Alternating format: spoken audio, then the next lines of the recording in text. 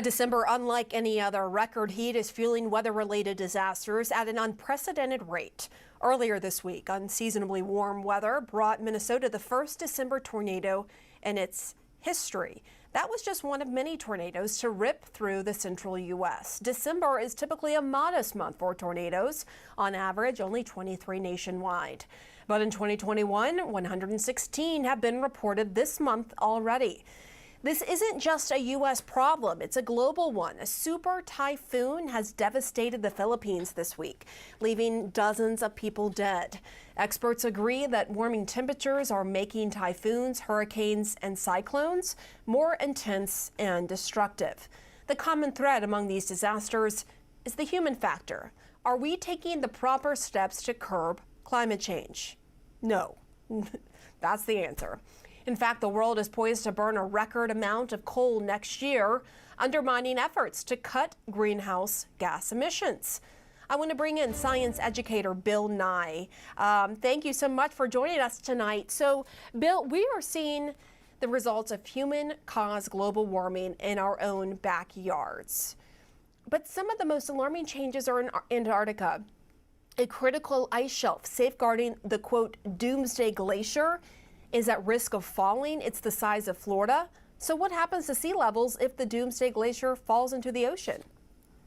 Well, it's estimated the ocean will rise about a half a meter, 20 inches, 19 inches, which you say, well, I've been around 19 inches of snow or something like that, but this would be catastrophic. A place like Florida would be, southern Florida, would be underwater.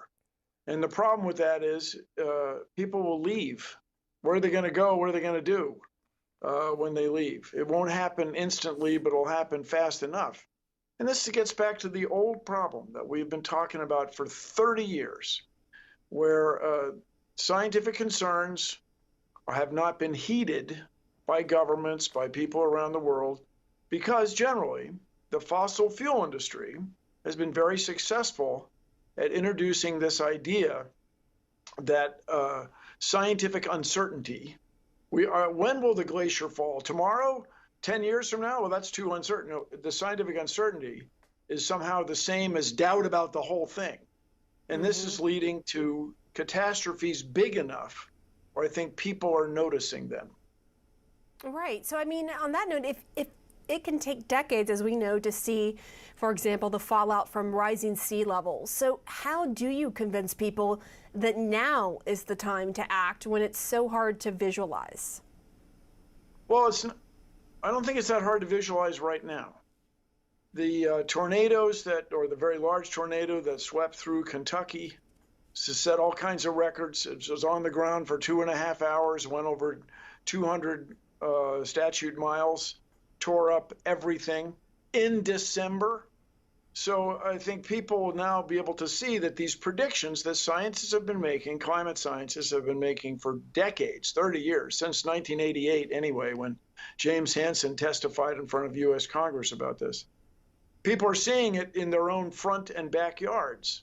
So maybe now this could be a good thing that comes out of these disasters, is we will take it seriously.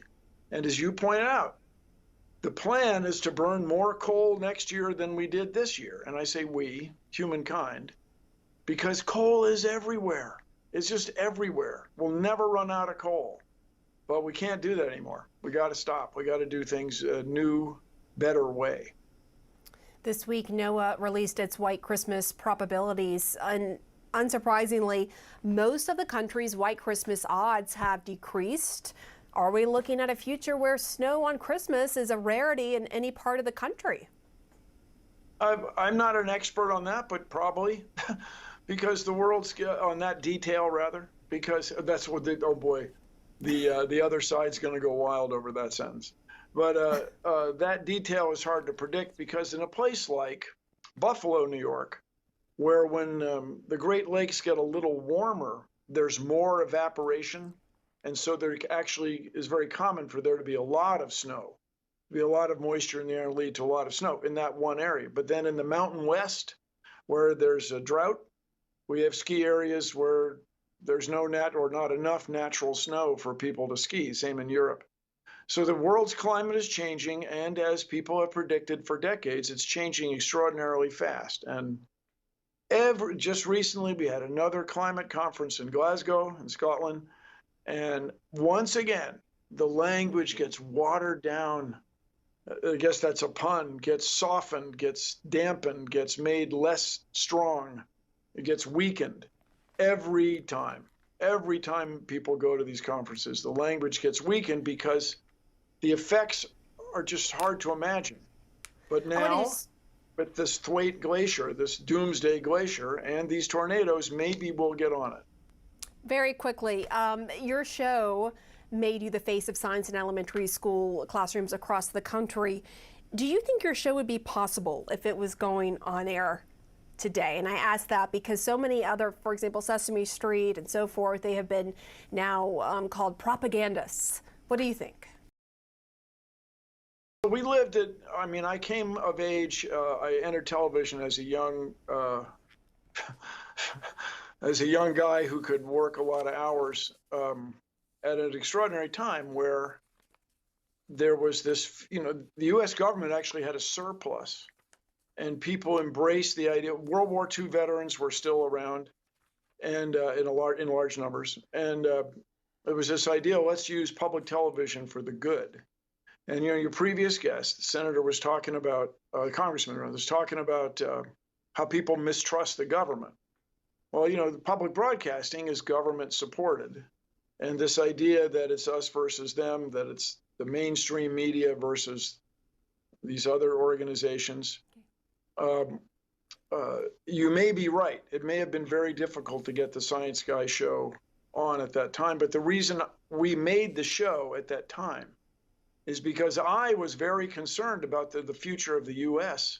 back in the 1990s. I was concerned that the United States had not embraced the metric system. It was not going to be competitive globally. And sure enough, globalization has led to the loss of all these jobs. And so everybody maybe during this crisis in Kentucky and the Ohio River Valley and so on, maybe will realize the value of government.